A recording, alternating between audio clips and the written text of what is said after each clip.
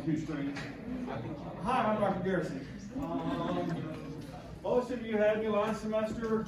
A few are coming from Mr. White's class in the spring of last year, and then a few of you, I'm not sure where you're coming from, but anyway.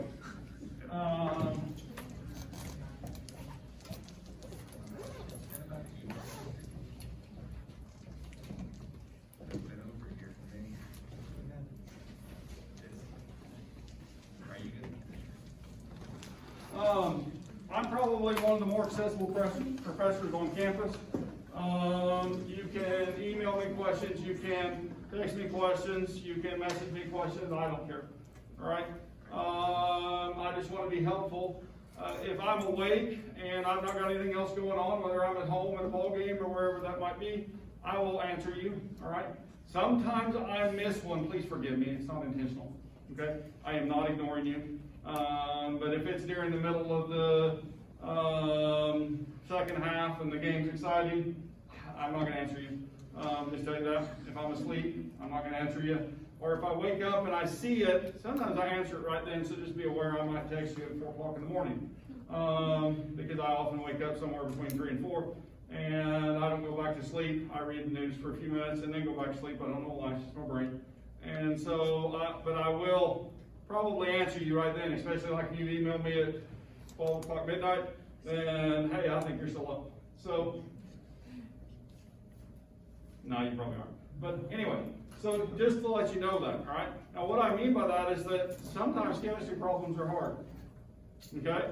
And so if you need help solving one, for example, on the homework, then I'll help you with that, okay? And I may not give you the exact answer. I may start you in that direction, give you suggestions, those types of things. Or I may work it out from top to bottom. It just depends on where I'm at and how much time I have and so on, right? So, comments or questions on that? No? All right. I try to make my courses one-stop shops. I hate using multiple things. If you guys absolutely make me, I guess we can use Teams this semester, but I would rather just do everything on campus web. Is that okay? Yeah. So one place to go, check your assignments regularly, anyway, there'll be, like for example, for this week there's quizzes that are posted. There's 2 of them, one for safety for lab, and the other one is actually for the lab handout. It's actually already due, but I give you can still take it through tomorrow at 9:30 a.m. when the last section of lab is going to take place. Now, I'm going to say it this way. Take it before you come to lab and print your lab handout and read it, so that when you get to lab, the lab goes much smoother, okay? One of the greatest things that happened out of COVID, can I take this off? Yes. I feel like I'm yelling through a mask. One of the greatest things that happened for my classes from COVID was to do a lab video and let you guys watch the lab video and take a quiz before you ever come to lab. Because we used to struggle to finish labs sometimes, some of the labs during the time period that's allotted for them, and you would be rushing right up to the end, or even stay late if you had time. And we have had so little of that, and people have worked at a much nicer pace. They don't feel as rushed. And I think lab is 100 times better because of COVID. So because it changed the way I do things, which is good. I mean, I'm growing as a faculty member, right? Now, things like that, if they're useful for you, later on this semester, you guys will have the opportunity to do an evaluation, okay? And pay attention to those things which are useful and helpful to you, and tell me what they are. And if they pop up 2 or 3 times from multiple students, then I incorporate them, I promise, okay? So I make changes to my course all the time because of those things. And so this lets you know your feedback does work for my courses. I'm not perfect. Forgive me when I fail. I am sarcastic, okay? I try to qualify my sarcasm and say that was sarcasm because sometimes people take me literally, right? And I deliver it so well because I've been doing it now for a lot of years that people never realize that it's sarcasm, okay? And so I number one, you guys, each of you as individuals, are amazing, right? And you have your own strengths and your own weaknesses, and there is absolutely nothing wrong with who you are, and I would never want to insult that. It is never my intention, okay? Humor is humor, and that's what I really want it to be, okay? So I'll try to let you know when I make one of those really well-delivered, sarcastic comments. I'm going to get rid of this light so we can see a little bit better. Get rid of the board light too. Yeah. All right. So on the screen right now is the handouts, right? And so every document for this course that I'm going to make public will be found here. Okay. If you look for this week, we're going to start in chapter 9 and pick up where we left off last semester. And the lab handout is also available here. I also have a link to that on the video book or the coursework assignment. And so you can go either place to that. Our syllabus, which will open here in a minute, is there. And then, that's actually the lecture, PowerPoint, and then the handout is there on the last one. And so for all the documents for this course, they'll be there. Now, sometimes the one that is posted here may be pre-edit because I change those regularly. And so it may have a slide or two that's different, or maybe in a little bit different order. Forgive me for that. I don't always get them up immediately after I edit them. Okay, you guys good with that?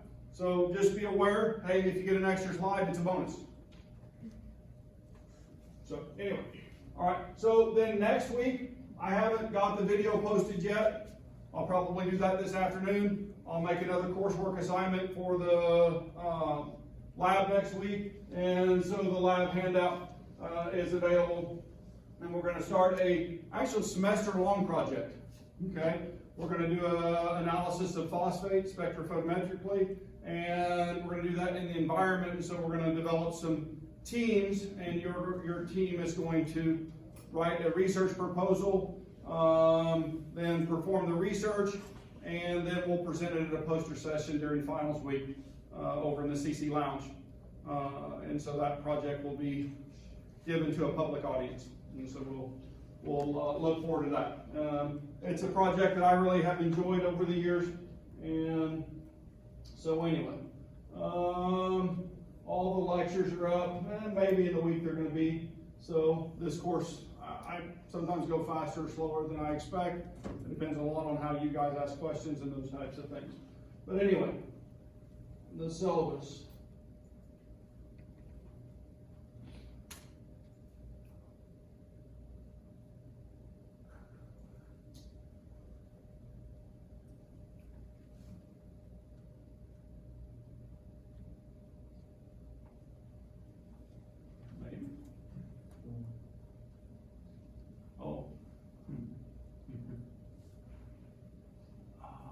Mouse. Here it comes. And I'll have to figure out how to fix that after class today.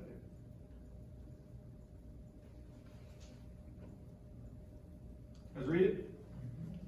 All right. So, obviously our lectures from 9 to 9:50. Your lab could be on Tuesday or Thursday. The Thursday lab only has 6 students in it right now. If someone would want to move to that, they would be more than welcome to. Just let you know that. But 6 is going to be fun, right? Because, it'll be more of a conversation than it will anything else, right? So you guys will be annoyed with me by the end of the semester. All right. My office door is open. I have office hour times posted, but if I'm in my office, come by and I'll help you. Okay? If I can't, I'll find somebody that can. Right?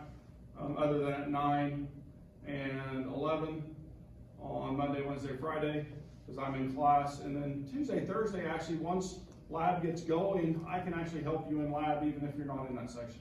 Okay, so if you want to come by, or I can get one of my lab assistants to help you then. Okay, cool? All right. The other way to get help is Monday, Wednesday, Friday, 8 to 5, while we have employees working. We can usually get you a tutor at that time. Or there's study sessions every evening from Sunday through Thursday, right? Sunday through Thursday.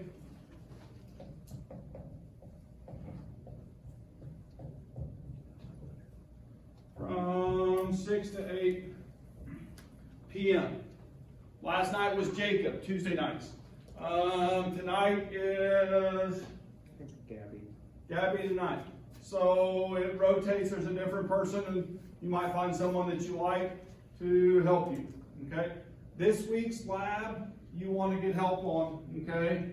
There's a few of you that won't, but most of you, it's multiple complex steps of math, and so if you need help with that, then come get help, okay?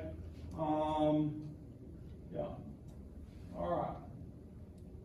We're moving from objectives to outcomes. I don't know why. I thought I had updated this, but I may not have got there. I may switch this, just to let you know that instead of objectives, it's outcomes now. I probably just forgot to post it. But this is a continuation from Gen Chem 1, right? If you haven't had Gen Chem 1, then you might struggle with this course. You should already be able to calculate or at least review very quickly and remember how to calculate molecular weight, do stoichiometry, those types of things. Have a basic understanding of an atom.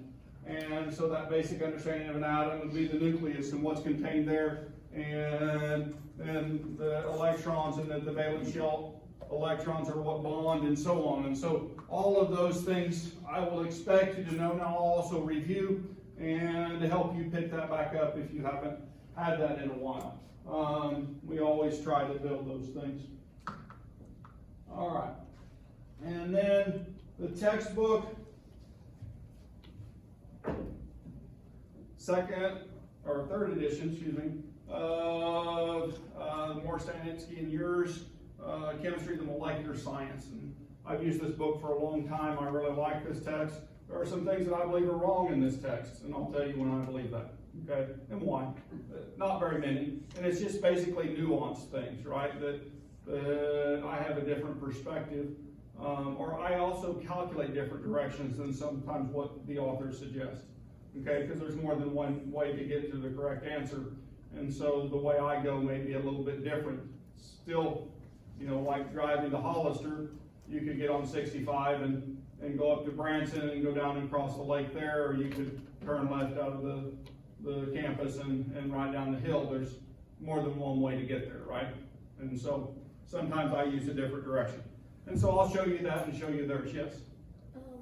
I already had the 4th edition of that textbook, is that all right? It'll work, yeah, because the homework's actually sapling. Now, it'll be chaptered to this book. And I think the 4th edition changes the order of a couple chapters, but just go by content instead of by chapter number. Does that make sense? Yeah. Yeah, and then that will work fine. Okay. Now, the thing is, you might be sure and reference that I do allow you guys to do test corrections after each of the major exams. And so when you do the correction, you have to reference the textbook and the page number that it comes from. So be sure that you do a proper reference that shows that you're using the 4th edition. Okay? So, yes, we still do test corrections in here. Is that all right, guys? Yes, sir. Okay. So, the other thing that we have, the final is different this semester. Okay? It is still comprehensive. It actually covers content from the entire year, if you want to say it that way. Now, the stuff we learned in the first semester is actually used to do the things we do in the second semester. Okay? It's actually standardized. It's produced by the American Chemical Society, and we use this because we want to use it to help with our assessment of the program and where we have strengths and weaknesses. Okay? And so we want you to take this serious. It is a serious test. It can be very humbling. Okay? I have taken all the tests from the ACS at one point or another during my career, from general chemistry through. I was just above the middle of the nation in general chemistry 1, right? I scored in the 95th percentile or above in both physical chemistry and analytical chemistry, those specialty tests. But the advanced inorganic test, I don't know what score I was, but the gentleman who graded it, he wasn't there. You really aren't allowed to, or he said you aren't allowed to, I give you your percentile. He didn't give me mine, he just said it was microscopic. Okay?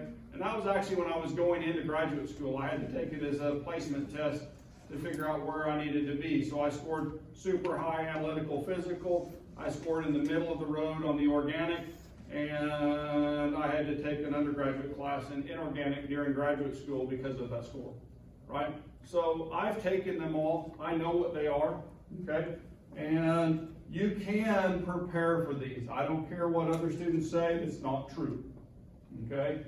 They'll say, oh, you can't even get ready for that. That is not true, okay? You can practice your skills, just like playing basketball, just like playing music, and you can get better at chemistry and score higher. Cool? We have about 6. We have the first edition and second edition of the ACS study guide, and those are in our lounge upstairs. If you don't know where the lounge is at, it's literally on the 3rd floor, 2/3 of the way down the hall on this side. Okay? And those will reside in there. Please leave them there. You can use them at any point. You can spend an hour or 3 hours, but don't take them out of the lounge, okay? They have written on there, zero chemistry department, do not remove, please don't remove them, cool? And then the other thing, try not to write in them. It is so easy to circle the right answer, right? And then when you circle the right answer, then we have to get a pen that's the same color, and we have to circle all the answers, right? So get a separate piece of paper and do your work and those types of things so that other people can get the benefit of the book. Cool? So when can you start on these? Hey, yeah, and especially I've heard rumbling, oh, I haven't had chemistry in a year, and so on. You can review General Chemistry 1 right out of this book, right? So yeah, you can start reviewing right now. So anyway, cool? All right. Sapling. How many people are unfamiliar with sapling? Got a couple of you. In that email that I sent, did you guys get the email?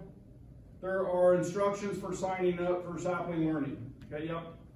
I did that and it said it would send me an email and it didn't, and then I tried to get it to it again and it wouldn't let me. Contact their help desk and say that you did that. Tell them who you are and that for some reason, also check your junk email. And for them, because it's an outside service, that those corrections have to go through them. Does that make sense? Mm-hmm. Yeah. So yeah, go ahead. Well, I was gonna say, I found I couldn't use my school email. Oh, really? Yeah, I had to use an outside email, because I never received it. So our campus is filtering those emails? I would assume so. Oh, that's interesting. I'll talk to the computer center about that and see if that's the case. Okay? Does that happen to other people? Yeah, no. Hey, people who've done sapling, you can Google most of the answers. Is that true? Does that do you any good? Do you learn or practice? Now, I'm going to tell you right now, I give, and in fact, there's 2 full chapters that we probably won't get to at the end of the semester, the electrochemistry chapter and the radio chemical chapter, that we won't cover in lecture. It's not true that we won't get to them because we'll do them in lab. We have a lab on both topics. But those are things that will be on the ACS final in more detail than what we're going to cover them. And so if you go practice those sapling chapters, then that gives you an opportunity to work on them. And that's especially true this semester because we've lost a week, right? Just throwing that out there. We're only in a 15-week semester, so you'll have 14 weeks of class and 1 week of finals. And normally we have 15 weeks of class and finals, right? And so I'm going to try to make sure I get at least to those 2 chapters, and I'll cover them in lab. Just to let you know that. But I've already made both of those chapters extra credit. Okay? And so a full chapter, 100 points of extra credit for each one, so that's 200 points of extra credit.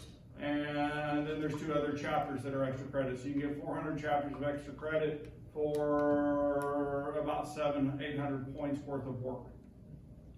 Okay? I don't want sapling to be a negative experience, that when you get to that question, you just can't enter the answer correctly, and it is so frustrating you want to throw your computer out the window. That's happened to all of us at this point who've done those. Yeah, including me. Okay, I've sat there, I've had the right answer, and I put it into all different ways and never got it accepted, right? I know that happens. I email them when it happens to me, or if you guys send me one that is that way, I try to get those fixed. Okay, but they're still there, and so I never want those to be a burden. I want you just to be able to forget that one, move on to the next one, and be able to make up those points. I just am trying to encourage you to practice, okay? Because the only way you're going to get better at this is if you practice, and that's a good tool. It gives you immediate feedback if you're struggling with answering the question. It gives you hints and tips, sometimes that are useful, other times they're not. But it really is a good mechanism for you to practice and get feedback.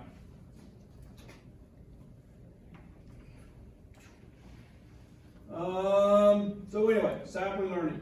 So final grade is going to be based on labs 30%, homework 15, quizzes and exams 30. Your group project, the phosphate project, is worth 10%, and the final exam is worth 15. It was worth more last semester because I wrote it.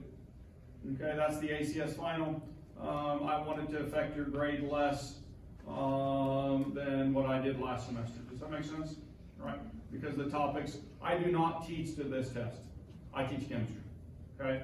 So there are faculty around the country who I believe teach specifically to the test, that they take those questions, turn them into regular topics in their course, so they make sure that their students score high because they're evaluated on those results. Right? They have to be better than the nation. How else would you do it? Okay? So, anyway, I don't want to do that. I want to teach chemistry. So, cool? Questions, comments? All right. Grade scale, we use the A minus, B plus, so on. If you are at 89.7% and you have turned in all of your work and you've done the extra credit assignments on sapling, have those points, I'm going to bump you. You're going to get an A minus. Okay? If I didn't do that for somebody and you feel like I have not considered that, come to me. I'll look at changing that. So, but you have to have done all the work. Okay, cool. And so that's a reward, or however you want to look at that. Most people don't end up in that category, right? Yep.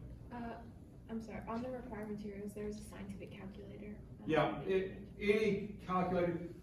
You can actually use your phone for most of the course, but during the tests, I really want you to have a calculator because your phone is a mechanism to internet search and those types of things. Now, we actually did some home tests last semester because of quarantine, and that is still a possibility at that point because I know someone would cheat. I just opened it up. You could use any resource that you wanted. Okay? I just put more math problems on the test. We actually, on all those tests, whether you guys know it or not, we were from 75 to 78% on our course average. So that's a middle road C, and that's actually where the Gaussian curve, where you want it to fall, we were actually skewed high.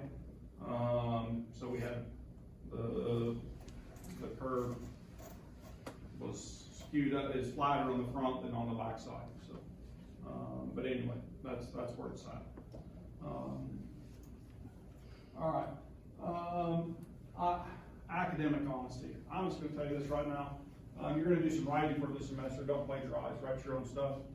A person who reads student work all the time can read plagiarism. We know we can now. We have tools to search that even. Usually it's not necessary.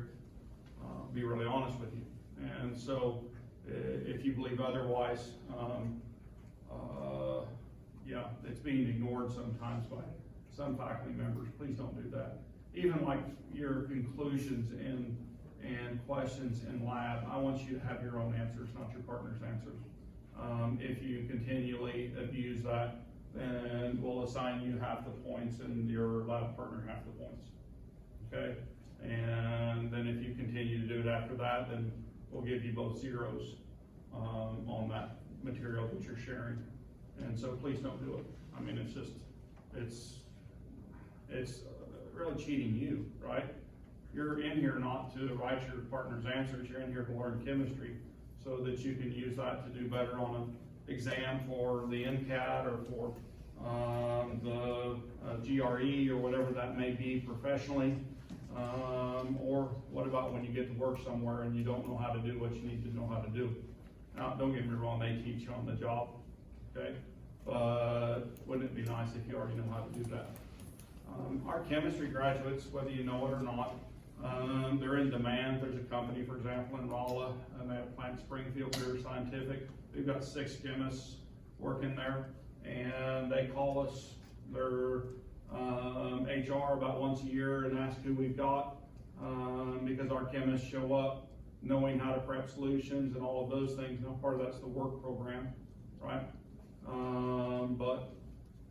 Because they do that for us. But they're more prepared than the large university students who are one of 300. And of course, and then when they get to their senior courses, they're 30 to 40 students in those. And so we have an advantage over them because of the way we're set up. And so take advantage of that and actually learn your material, okay? Cheating, don't cheat yourself.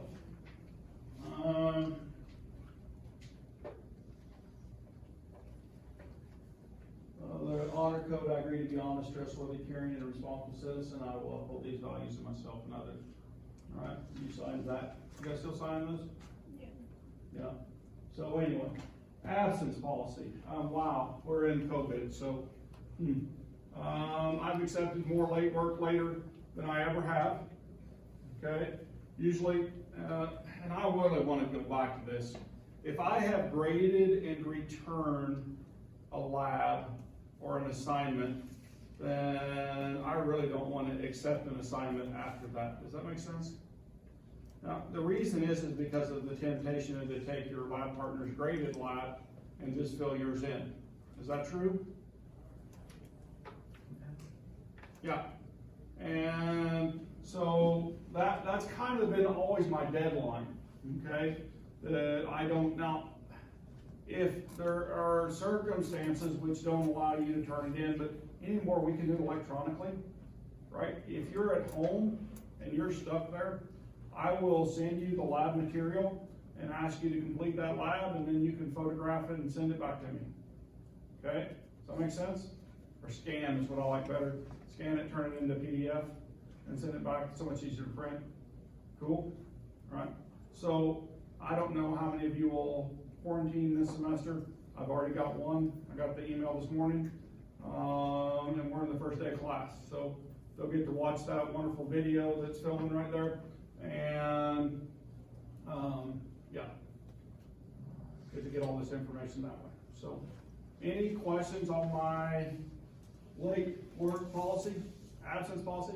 Lab. If you miss a lab, like on Tuesday, you're going to be going to a cross-country track meet, and you can come on Thursday, that'd be wonderful, right? Does that make sense? Or if you miss in the morning and you can come in the afternoon, that's the best time to make up a lab, right? We only keep labs out for 1 week following when we do them in the laboratory to make up. After 1 week, we put them away, and you cannot make that lab up after that, right? Yeah. Homework policy. Generally, homework and labs are due right at the beginning of the period. I'm pretty lax on that, but try to get them done then. Okay. Schedule. There's a caveat right there. It says I can change anything I want. Right? During the semester, I do that sometimes. I took an assignment out last semester and we didn't do a lab final. Okay? Because of convenience, and I wanted to do one more lab because we missed the first week because our lab wasn't ready or our fumes were down. And so I would rather do the lab than do the lab final, okay? We'll do the lab final this semester, all right. There's a definition of a credit hour up there, and 1 hour of classroom or direct faculty instruction and a minimum of 2 hours out of class is 1 credit hour. Okay, now that varies with your courses, right? Varies with laboratory and those types of things. So be aware of that. But there is that expectation that you have to do additional work besides what we do in class. Okay? All right. We're going to try to finish up molecular structure, and we're going to do gases, liquids, solids, and materials, organic, kinetics, equilibrium. We're going to have a spring break, and we're going to come back without COVID with solute solutions, acid bases, additional aqueous equilibrium, thermodynamics, electrochemistry, and nuclear chemistry. Yeah, well, they're written on there. We'll do those in lab. Okay? You guys with me? So we'll get to that place, thermodynamics and directions, delta G, and all of those. Okay? So that's the plan for the semester. You guys good with it? All right. We're going to have some fun learning chemistry this semester. All right. Now let's see if I get rid of that one, right?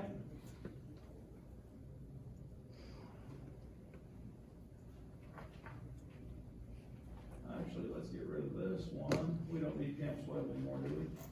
Oh, I lost my presentation. Hey, Dr. G. Yeah. For exams, when will you announce them? Like a week prior to the Yeah, a week to 2 weeks. Okay. Yeah. So usually when I get to a certain place, I start looking at content and where I'm going to finish. Mhm. Tests will only be on Wednesdays and Fridays.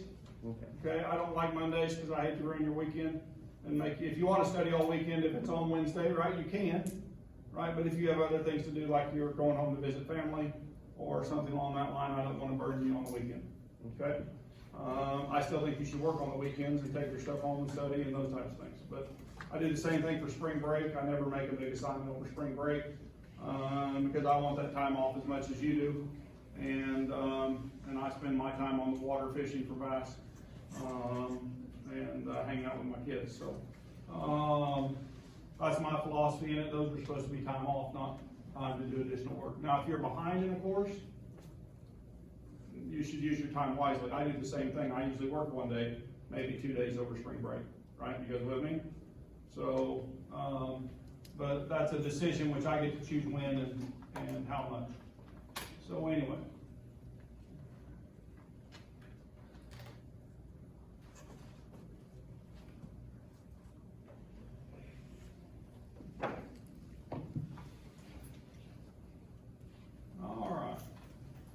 You guys remember what we were talking about in chapter 9?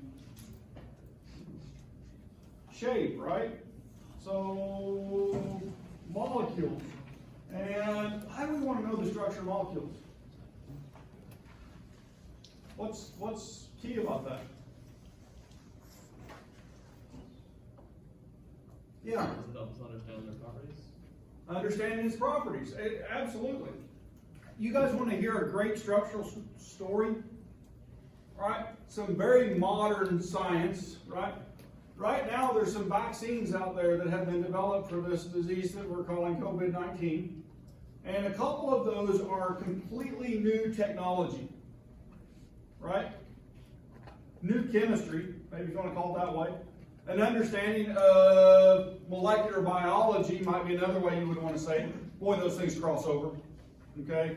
Molecular biology currently and chemistry, those are the same worlds because they're both molecules and structure and function. But the Pfizer and the Moderna vaccines both are using RNA technology where they went in and we learned the molecular structure of the RNA for the virus. The one that goes into your cell takes over the cell and uses it to manufacture itself. Okay? And what they did was they looked at that and they said, oh, here's the piece that makes the structure for the surface protein. Okay? So there's a protein on the surface of the vaccine which goes to your cell wall, interacts with the cell wall, makes it possible for the vaccine to attach to that and then dump its contents into your cell. Right? So what they did was they found that piece for that surface protein and they clipped that. Right? And they cut that piece out and then put that into a delivery mechanism. Right? And they put it into the vaccine. And when you inject that, then it goes in and your cells make that protein. And guess what? That protein doesn't belong. And so your cells, your body, the immune system responds to that structure, right? And it tells your body to make cells that identify that. And what it does is it caps the protein, so then the protein can't interact with your cell wall. And so you're protected from the virus. Now, that's an understanding of structural chemistry. Right? And hopefully, right, that this will remain effective. What could happen that it wouldn't be effective anymore? Virus mutates. The virus mutates. If the virus mutates and that structure of the protein changes, then your body wouldn't recognize it anymore. But when we're looking at that, much like the flu, which mutates regularly, and so the vaccine is given every year, right? Then if that starts occurring, can we make this vaccine again to account for the new structural change? And the answer is yeah, right? So because we have an understanding of structural chemistry, then that becomes possible, all right? So anyway, now we looked at, well, I mean, we've been drawing Lewis structures, right? And so are we doing things as complicated as a RNA strand and protein structure and those types of things? No, but you got to begin somewhere, right? You guys with me? And so, well, when you get to proteins, what you're going to find is that they're repeating patterns, right? And there's only a group of molecules and naturally occurring things that are available, amino acids, to build that protein with, right? And so once you learn the structure, the basic structure, and you learn how those get put together, and then you learn about folding and those types of things, then you can understand how that's put together and its shape and structure, and then you can design molecules that will cap that, or you can use the body itself to build those. And so anyway, so we're going to learn about that. Now we started working with valence shell electron pair repulsion model. And what is that? What is that? Do you guys remember? Valence shell electron pair repulsion. It's where the electrons repel each other depending on how it's originally, So if I draw a molecule or two, right? Then these are three-dimensional. I'm drawing the Lewis structure right now. That's really where I started this conversation. And I'll put another one up there. And so I've drawn a couple of molecules, and what we were learning to do is to determine the structure of these, okay? And we learned the axe method, right, to talk about what structure it would be, but the valence shell electron pair model says that these will be as far apart from each other as possible, right? And so when I have four things that are attached, then it's going to end up in a tetrahedron to make that possible. Or in this case, then this is going to end up as trigonal planar because those electron pairs want to be far apart from each other. And then we practice identifying that. And so that's where we left off. We were looking at some of those structures, and then what we're going to get into is when we know structure, then we can look at these two molecules. One of these molecules is polar, and we haven't done this yet, and one of these is nonpolar. Right? Which one's polar? This one here with the carboxyl group on it, right? Carbon with oxygen. And so this group is partially negative, right? And these two hydrogens are partially positive. or we can draw it like this, right? Showing that charge, it's like a mini magnet, isn't it? Okay? But where this is fully symmetrical and these are as far apart from each other as possible, this is completely nonpolar, right? And in fact, this one's a gas at room temperature. This one is a liquid at room temperature, okay? Because of the polarity.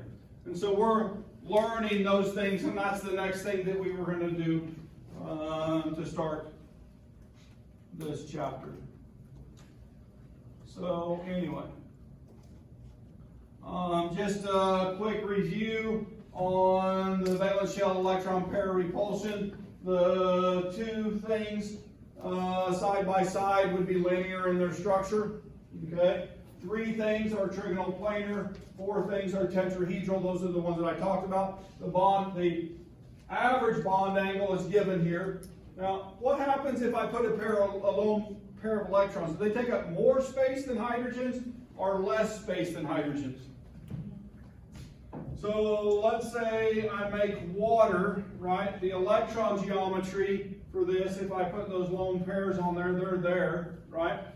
When I put those on, and in fact the electron geometry for this is, no, the electron geometry is tetrahedral, right? The molecular geometry, somebody just said that. It's bent, right? Or angular, if you would want, right? So remember there's 2 geometries, the electron geometry, because these lone pairs take up space, right? The bond angles here are 109.5 degrees, and this bond angle is about 104, okay? So those hydrogens are pushed closer together because these take up more space than a hydrogen, okay? So bond angles change depending on where lone pairs are at and those types of things. And so when we're starting to refine structures, then we have to consider that. And we have some great molecular modeling programs that do all of that for you and build those structures. And so we'll work on learning how to use those. You'll really use those in organic chemistry, okay? And so I'm going to skip forward a little bit here.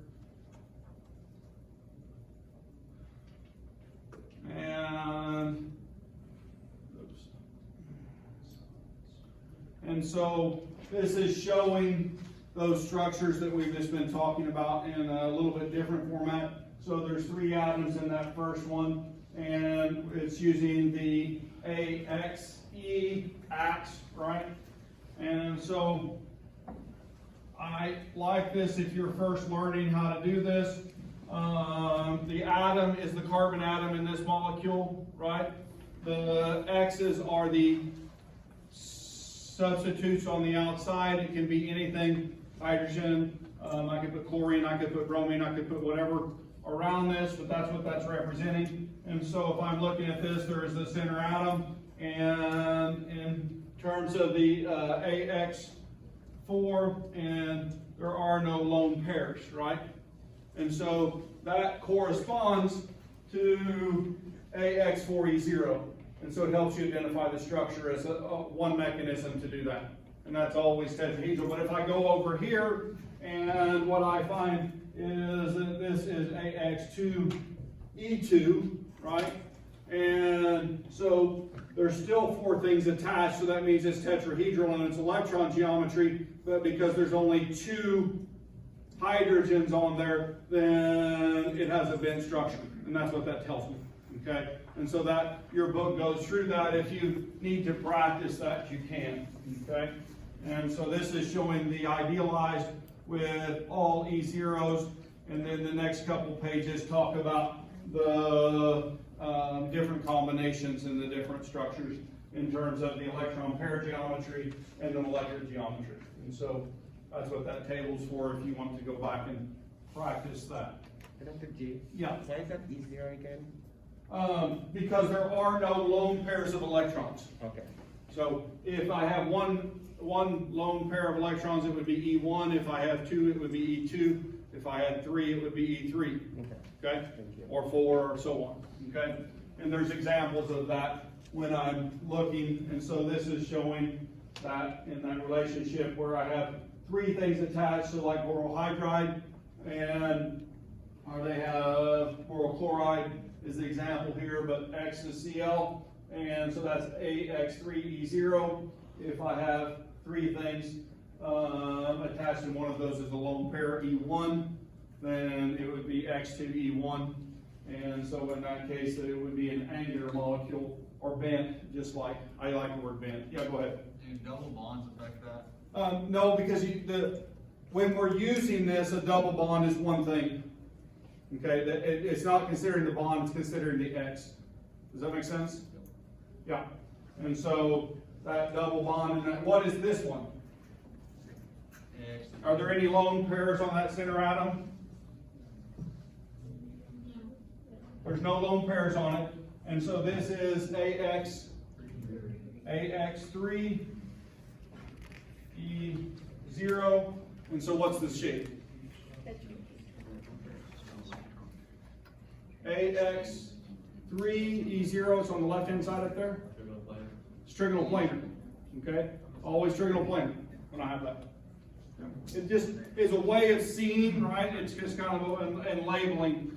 I promise after you do this a while, you don't think ax, but you do, kind of. Does that make sense?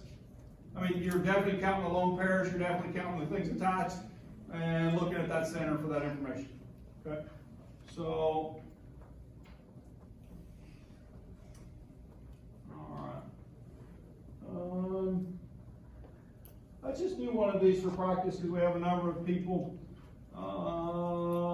in here. We'll do a molecule for you guys. Let's do that one. I'm reviewing right now, if you guys didn't realize that, right? I know the people who were here last semester all remember this perfectly because the first time I lectured it, they retained 100% of it. You know, there was one point in my career where I really was hoping I would arrive at that at some point during my career.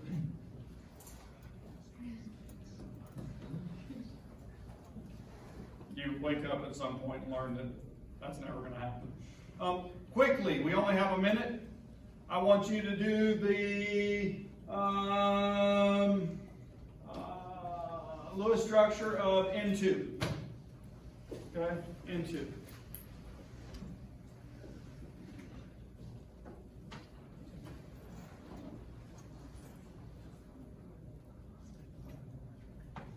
How many valence shell electrons for each nitrogen? There's 5 each, so that's a total of 10 electrons. So you're trying to account for 10 electrons. You put the two atoms together, you connect them, and then what? You're looking for placing 10 electrons around the 2. And so I always just go 2, 4, 6, 8, 10. So now I have them evenly distributed around the two atoms. Now I have a question. Is the octet rule satisfied for either one of those atoms? No, they only have 2, 4, 6 electrons around them. So that means that we're going to move into a multiple bond situation, right? 2, 4, 6, 8. So if I move this pair of electrons in there, now I have 2, 4, 6, 8. Oh, this one's good, right? But 2, 4, 6. So what am I going to do? I'm going to steal another pair of electrons from a single atom and move it into the bonding relationship. And so now I have a triple bonded nitrogen. What's the shape of that? It's linear. Okay? So those are the things that I was reviewing, and then we'll pick up some new material next time. What's the axe of that? What's that? Well, you'd have to pick one or the other atom. And so if you pick, he asked what the axe was. If you pick this nitrogen, actually they're going to be identical, but this is AX1, E1.